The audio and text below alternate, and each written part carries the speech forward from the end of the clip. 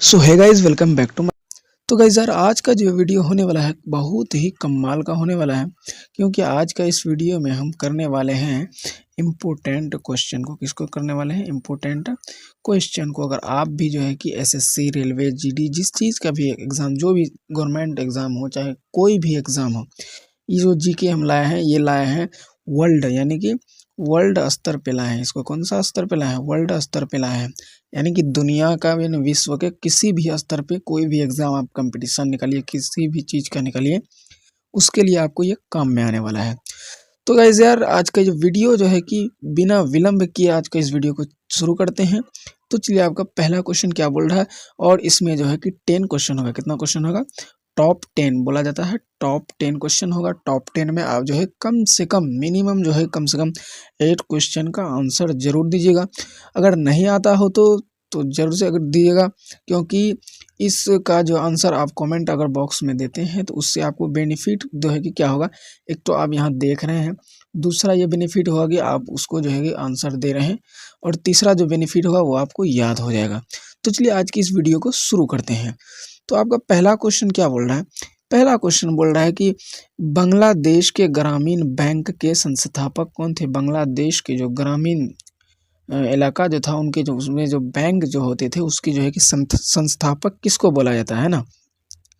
तो इसका जो सही जवाब आपका होगा वो हो जाएगा आपका ऑप्शन ए, सॉरी, इसका जो सही जवाब है ऑप्शन डी है, प्रोफेसर मोहम्मद यूनुस। कौन है? प्रोफेसर मोहम्मद यूनुस। तो चलिए फिर इसी के साथ अगला प्रश्न की ओर बढ़ते हैं, देखते हैं अगला प्रश्न क्या बोल रहा है। फिर देखिए अगला प्रश्न क्या बोल रहा है। अगला प्रश्न बोल रहा है म्यांमार की मुद्रा क्या है? म्यांमार, म्यांमार को क्या बोला जाता है? म्यांमार को बोलते हैं, इसको, इसका जो पुराना नाम था इसको बोला जाता है बर्मा। इसको क्या बोला जाता है? बर्मा। म्यांमार को बोला जाता है बर्मा, जो कि बर्मा एक क्या है? ये एक कंट्री है। ये क्या है? कंट्री है, कंट्री है ये, जो कि बर्मा। इसका जो है कि क्या बोल रहा है? मुद्रा, यानी यहाँ की मुद्रा मतलब होता है पैसा। यहाँ के पैसा को क्या बोला जाता है? तो इसका सही जवाब हो जाएगा आपका म्यांमार कायात। ऑप्शन सी जो है आपका राइट आंसर हो जाएगा, वो म्यांमार कायात। तो चलिए इसी के साथ अगला प्रश्न की ओर बढ़ते हैं। अगला प्रश्न क्या बोल रहा है? तो आपका अगला प्रश्न कुछ इस तरीके से है कि भारत के पड़ोसी देश भूटान आधिकारिक भाषा कौन सी है? यानी भारत का जो ये क्या बोल रहा है? भूटान, ये जो है कि आपका क्या है? ये पड़ोसी देश है। कौन सा है? ये पड़ोसी देश है। भूटान जो है कि भारत का पड़ोसी देश है। उसमें से जो है कि आपका जो बोल रहा है उसकी जो भाषा है वो कौन सा है? भूटान का जो है कि वो आधिकारिक भाषा वो कौन सा है? उसका सही जवाब आपका हो जाएगा ऑप्शन बी। सही जवाब हो जाएगा जोंगखा। क्या है? जोंगखा, जोंगखा है। तो चलिए इसी के साथ फिर अगला प्रश्न की ओर बढ़ते हैं। देखिए अगला प्रश्न आपका क्या बोल रहा है। अगला प्रश्न बोल रहा है किस वर्ष गोंगसा उज्ञैन वांगचुक भूटान के पहले सम्राट बने थे?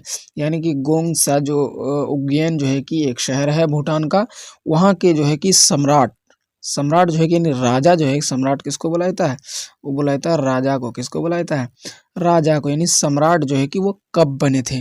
तो आपको पता है कि जो कि गोंगसा उज्ञैन जो है भूटान के जो एक शहर है उसके जो राजा बने थे, ये कब बने थे? तो ये बने थे 1907 को। ऑप्शन सी है सही जवाब है। तो चलिए इसी के साथ अगला प्रश्न की ओर बढ़ते हैं। अगला प्रश्न क्या बोल रहा है? अगला प्रश्न आपका बोल रहा है कि पाड़ो शहर किस देश का एक मुख्य जो है कि पर्यटक स्थल है? पाड़ो जो एक शहर है वो जो है किस देश का मुख्य पर्यटक स्थल है? वो जो है कि उसका सही जवाब जो है आप जानते हैं, यह है भूटान का ही है। कहाँ का है? भूटान ही ऐसा देश है जहाँ की पारो जो है कि बहुत प्रसिद्ध स्थल है।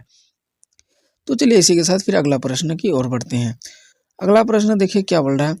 अगला आपका क्वेश्चन बोल रहा है निम्नलिखित में से कौन सा म्यांमार का सबसे बड़ा जातीय समूह? यानी कि म्यांमार जो देश है, अभी बताए कि म्यांमार को बर्मा बोला जाता है। क्या बोला जाता है? बर्मा जो एक देश है, इनको जो है कि बर्मा जो देश है, यहाँ जो है कि कौन सा धर्म के जो लोग रहते हैं ज़्यादातर, जातीय समूह बोला जाता है, धर्म है ना, यानी कौन सा धर्म के लोग ज़्यादातर रहते हैं। तो आपको बता दें कि यहाँ जो है कि जातीय समूह बोला जाता है, तो सबसे ज़्यादा जो है जातीय समूह वो होता है बामण का। कौन सा है? बामण का। ऑप्शन सी सही जवाब है। तो चलिए इसी के साथ फिर अगला प्रश्न की ओर बढ़ते हैं। अगला प्रश्न आपका देखिए क्या बोल रहा है। अगला प्रश्न बोल रहा है कि भूटान का राष्ट्रीय खेल कौन सा है? जैसे हमारे भारत का जो है कि राष्ट्रीय खेल कौन सा है? भारत का जो है कि राष्ट्रीय खेल है, वो भारत का राष्ट्रीय खेल है हॉकी। क्या है? हॉकी। उसी तरीके से भूटान जो देश है उसका जो है कि वो राष्ट्रीय खेल वो कौन सा है? तो आपको मैं बता दूं कि भूटान का जो राष्ट्रीय खेल है वो तीरंदाजी हो। क्या है? तीरंदाजी सही जवाब हो जाएगा। जो है कि तीर में जो है कमांड करते हैं ज़्यादातर भूटान के लोग। तो चलिए इसी के साथ अगला प्रश्न की ओर बढ़ते हैं। अगला प्रश्न क्या बोल रहा है? अगला प्रश्न बोल रहा है भूटान में किस धर्म के अनुयायियों की संख्या सबसे अधिक है? यानी भूटान में जो है कि सबसे ज़्यादा वो कौन सा देश धर्म के लोग पाया जाता है? तो भूटान में जो है कि हिंदू कम पाया जाता है, इस्लाम कम पाया जाता है और ईसाई कम पाया जाता है। तो आप मिला ही सकते हैं ये सब धर्म जो है कि नहीं पाया जाता है, जिसके कारण भूटान के जो धर्म है ज़्यादातर जो लोग हैं वो बौद्ध धर्म को अपनाए हुए हैं, बौद्ध धर्म को अपनाए हुए हैं। तो चलिए इसी के साथ अगला प्रश्न की ओर बढ़ते हैं। तो देखिए अगला प्रश्न क्या बोल रहा है?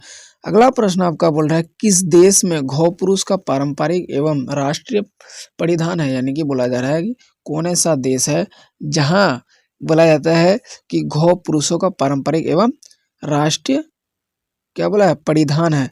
तो ये आपको हम बता दें कि इसमें जो है कि जिक्र किसका हो रहा है, यानी किसके बारे में बोला जा रहा है? तो वो भूटान के ही बारे में बोला जा रहा है ना। तो आप जो इस एक चीज़ नोटिस कीजिएगा, ये कि भूटान के ही बारे में बोला जा रहा है। इसका सही जवाब भी हो जाएगा इसी का, भूटान ही होगा। ऑप्शन सी सही जवाब हो जाएगा। तो चलिए इसी के साथ अगला प्रश्न की ओर बढ़ते हैं। अगर वीडियो आपको अच्छा लगता है वीडियो को लाइक करके ज़रूर से जाइएगा। अगला प्रश्न बोला है दशई किस देश का सबसे लंबा और सबसे महत्वपूर्ण त्योहार है? तो वो जो है कि दशई एक त्योहार है, वो जो है कि सबसे लंबा त्योहार होता है और जो है कि सबसे महत्वपूर्ण बोला जाता है। जो है कि हम लोग उर्दू में बोलते हैं खास होता है। क्या होता है? खास होता है ना। तो ये जो है कि ये कौन सा देश है?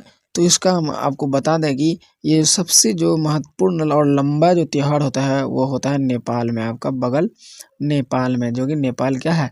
भारत का नज़दीकी देश है, भारत का सबसे नज़दीक देश है, सबसे नज़दीक देश है, जो कि बिहार के बगल में पड़ता है। और बिहार का ये क्या पड़ता है? बोला जाता है कि बिहार का ये चौहद्दी में आता है, उत्तर की ओर जो है कि नेपाल ही आता है। आई होप वीडियो आपको अच्छा लगा, तो वीडियो को लाइक और चैनल को सब्सक्राइब जरूर कीजिएगा। तो चलिए इसी के साथ मिलते हैं अगले वीडियो में, तब तक के लिए जय हिंद जय भारत।